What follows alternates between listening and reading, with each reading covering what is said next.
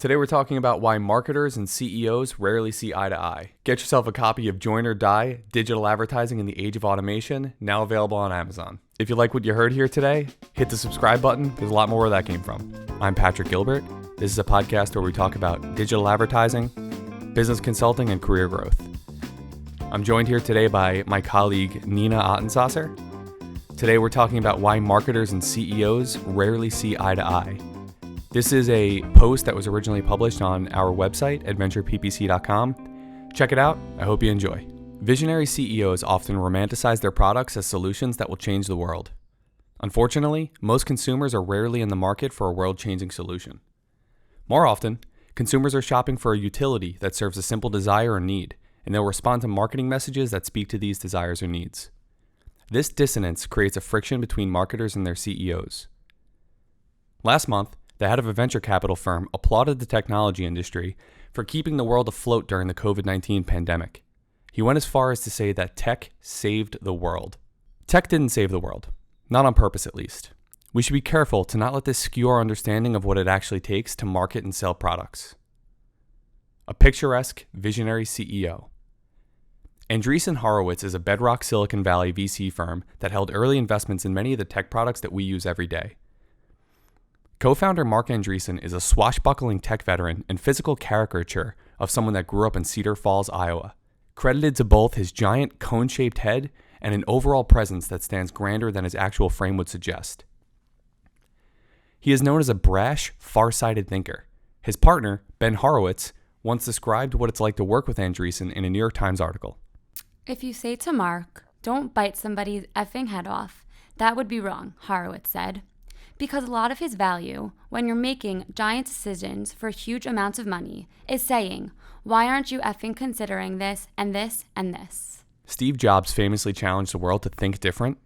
Marc Andreessen never needed such advice. Andreessen is lauded for the occasional essays that he publishes on the A16Z blog.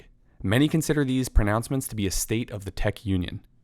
Most famously, he published Why Software is Eating the World in 2011, where he predicted the impact that companies like Amazon, Apple, Netflix, and Google would have on their respective industries. This piece was a laughingstock for the non-tech media. At the time, Amazon Prime just had 5 million customers worldwide. A single share of Amazon stock was priced at $185. Apple was at $10, Netflix at $26, and Google was at $250. Today, Amazon Prime has 200 million customers, and their stock price trades around $3,500 per share. Apple at $135, Netflix above $500, and Google somewhere around $2,500. It's crazy to think that this was 10 years ago. It feels like yesterday. Blockbuster was already out of business. What were you doing 10 years ago? I bought my first iPhone in 2011. Only 35% of US adults owned a smartphone at the time, compared to 85% today. Dumb phone users could still be functioning members of society. I didn't send a work-related email through an iPhone until 2015. I made my first Amazon purchase back in 2013, a book called Nonprofit Marketing Best Practices. Between 2013 and 2015, I made 27 purchases on Amazon. 24 were books. The others included an iPhone charger, an iPhone case, and replacement hubcaps for my weathered Mitsubishi Galant. I'm afraid to look, but I probably made 27 purchases on Amazon last month. None of them were books. In 2011, 10 years ago, Netflix's core business was still shipping DVDs. House of Cards, their first exclusive streaming hit, was released in 2013. This coincided with the birth of the term binge watching. None of us had yet heard the term cord cutting. Today, Google processes more than twice as many daily searches as it did in 2011. More than 60% of searches now take place on a mobile device. I couldn't find mobile usage stats from 2011, but I imagine it's fractional. In 2011, Google's search engine results page looked like this. The image shows a very ugly Google search engine results page. The ads box is yellow, there is a left-hand sidebar, and it just looks very busy. It's a huge contrast from the modern interface. Nobody saw any of this coming. Nobody, except people like Marc Andreessen. There are only a few people on the planet that see the world through the same lens as Andreessen. Whether you agree or disagree with his thought process and proclamations about the future, you still need to respect the fact that he thinks differently than you do. It's time to build. On April 18th, 2020, at the height of the pandemic, Andreessen published It's Time to Build. The piece expressed disgust at Western society's response to the pandemic and our inability to produce things like masks and PPE equipment.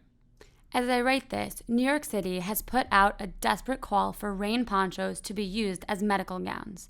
Rain ponchos, in 2020, in America. Medical equipment and financial conduits involve no rocket science whatsoever. At least therapies and vaccines are hard. It's Time to Build is a call to arms, an expose on how those in power, business leaders, politicians, have chosen the easy route. He claims that we don't have the futuristic societies and reformed education systems because these oligarchs have had no incentive to build the utopian society that the tech industry has dreamed of.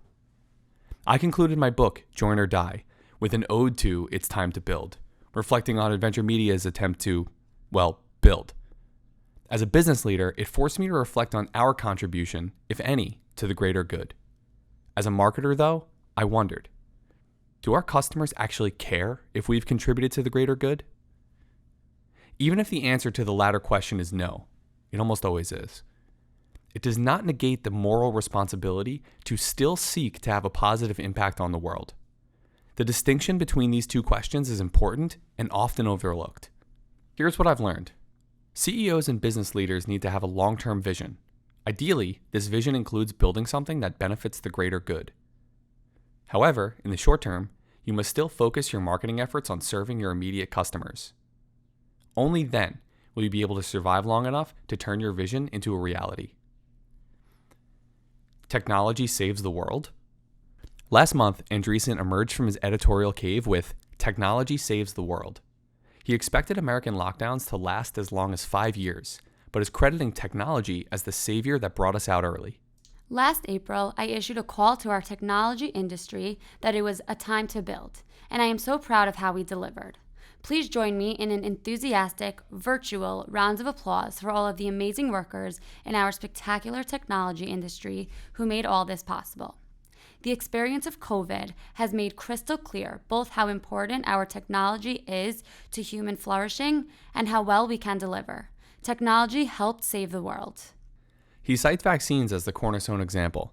Moderna created their mRNA vaccine within just 2 days of receiving the genetic code for COVID-19 by email.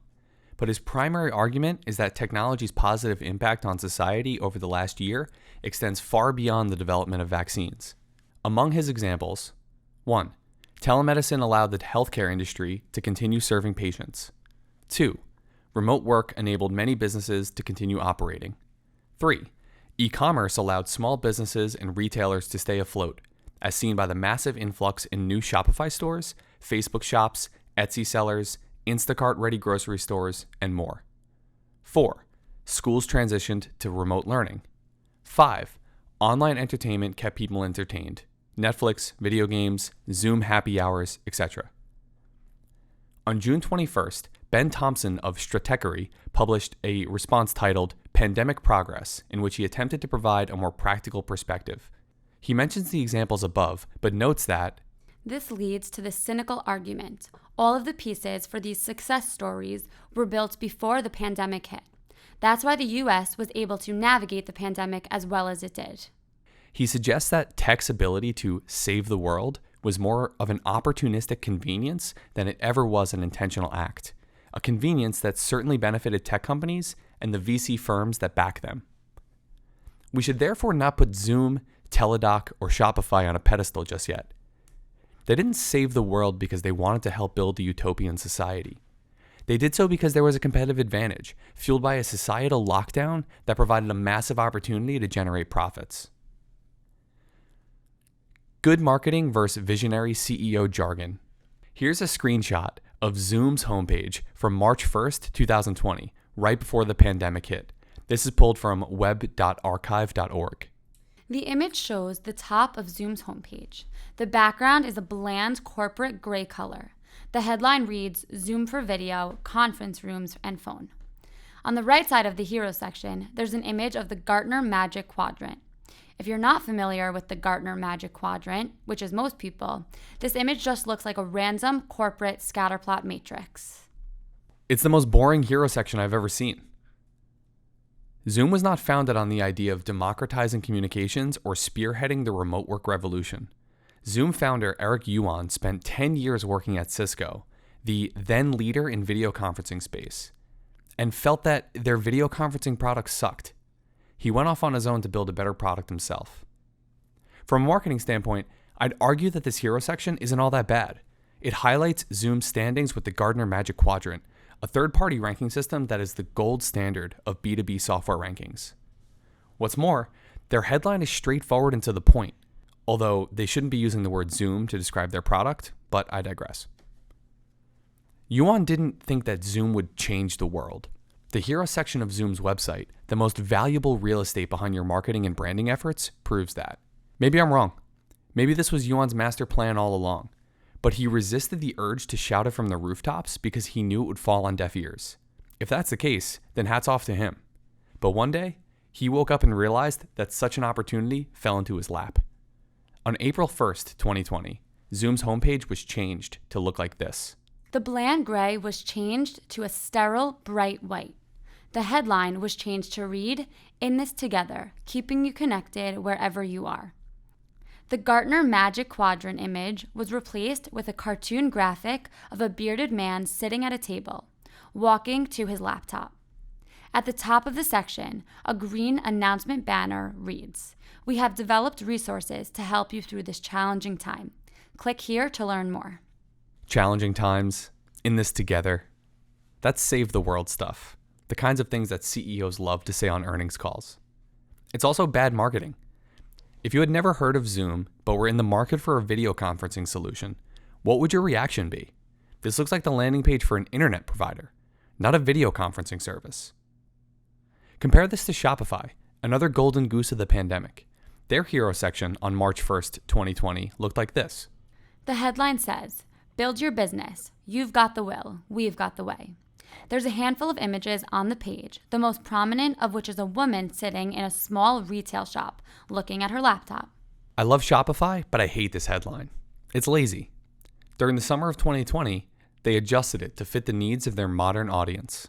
The headline has changed to read, "Build an online business, no matter what business you're in."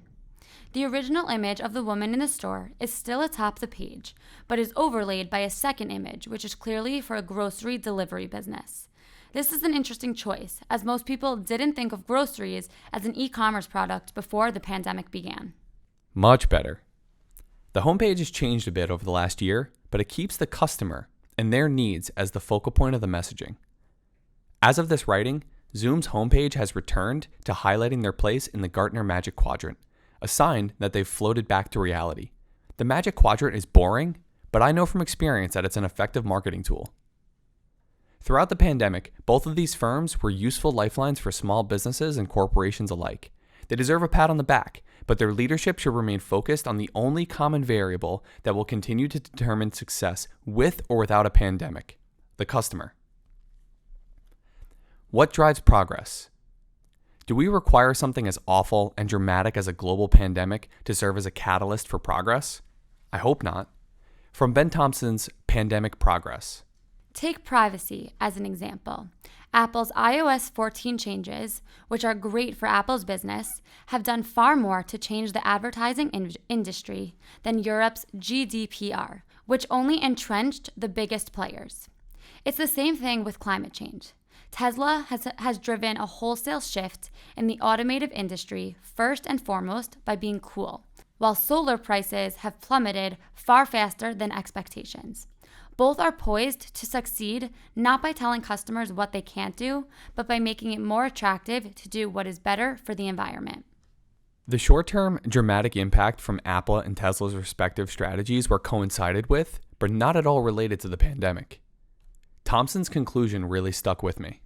This, for me, is one of the biggest lessons from the last year.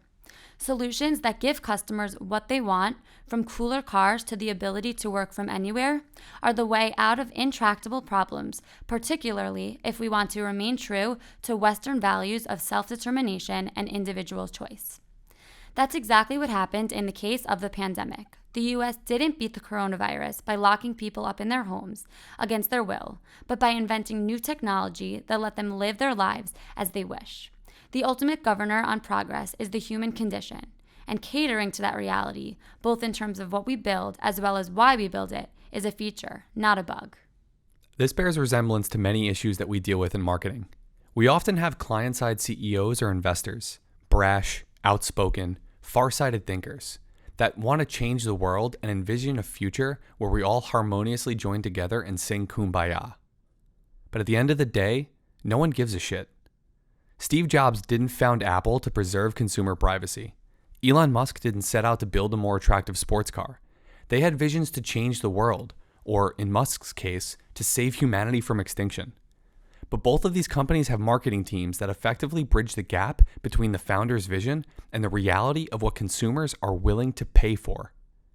Their CEOs were willing to have conversations with the marketing teams. Concessions were likely made on both sides. Here's what matters. Great marketing caters to the human condition. Human condition versus grand visions. Below is a compilation of iPhone ads that ran between 2011 and 2012. Most of them feature users interacting with Siri to answer very basic questions, asking about the weather or directions, or setting reminders. These were unique features in 2011, a competitive advantage that set iPhones apart from the competition. But this messaging wouldn't help sell any iPhones today. The average consumer already has a simple way of doing all of these things. But those ads were wildly successful at the time. Could you imagine if Apple's marketing had ignored the needs of the moment and instead chose to market their grand vision for the future? Imagine a world where your entire life centers around your iPhone. Every feature of your home, from the lights to the temperature, is controlled through your iPhone. You order food exclusively through apps, never again having to call a restaurant and speak to another person. You don't carry cash anymore, and you probably don't even need a physical wallet. What? In 2011, this would have sounded awesome, but it would not have explained to consumers why they should go to a store today and buy an iPhone 4S. The human condition has changed. Plenty of tech companies never made a positive impact on the world because their marketing failed to keep them afloat long enough to realize the impact. We can work toward a better society, but we need to recognize the true incentives that consumers have when making purchase decisions. That's what you should be advertising, not your vision to change the world.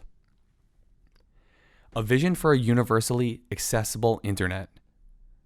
For a long time, I worked with a company called AudioEye, which provides technology for websites that makes them accessible for people with disabilities, screen reading software, etc. Think of it as a wheelchair ramp for an online store. I always fought with them because I felt that our marketing messages were not in line with the customer's desires. Their leadership team filled the website with messaging about diversity and inclusion, about how they're making the internet accessible to all. Audio's homepage in 2015 looked like this. The headline reads, "We make the web accessible for everyone." The call to action button reads, "Experience the AudioEye reader." The two main links in the top navigation are vaguely titled Accessibility and Technology. They also happen to be another publicly traded tech company, backed by people that see the world through a similar lens as Marc Andreessen. Here's the reality. AudioEye's customers don't care about that kumbaya vision. They care about the fact that, per the Americans with Disabilities Act, business owners can be sued for non-compliance on an inaccessible website. That's it. That's the reason they exist, at least for the foreseeable future. At some point over the last 6 years, they changed their messaging to embrace the idea of, we'll make sure you don't get sued, sign up for our software and instantly become ADA compliant for free. The original website never mentioned the legalities of ADA or WCAG compliance. The new one featured a link for lawsuits directly in the main navigation. The headline now reads, "Digital Accessibility for Free. ADA and WCAG Compliance from the World's Digital Accessibility Leader." The call to action says, "Get started for free." The top headline now includes links to topics like lawsuits, pricing, and integrations. Since then, their stock price has more than doubled. Go figure. Don't be fooled.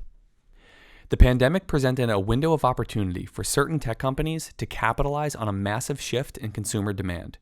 This is no different from Apple taking advantage of the current sentiment around privacy or Tesla producing cars that many think are cool. If tomorrow a massive change disrupted the web accessibility space, such as Google announcing that they'll delist any inaccessible websites from their search ranking algorithm, then we would likely see a similar opportunity for web accessibility providers like AudioEye. All these companies have great products and, over the long term, can leave a lasting positive impact on the world. In 2031, we will likely look back on Zoom, Shopify, Tesla, and maybe even AudioEye with the same sentiment that I currently feel toward Amazon, Netflix, Google, and Apple.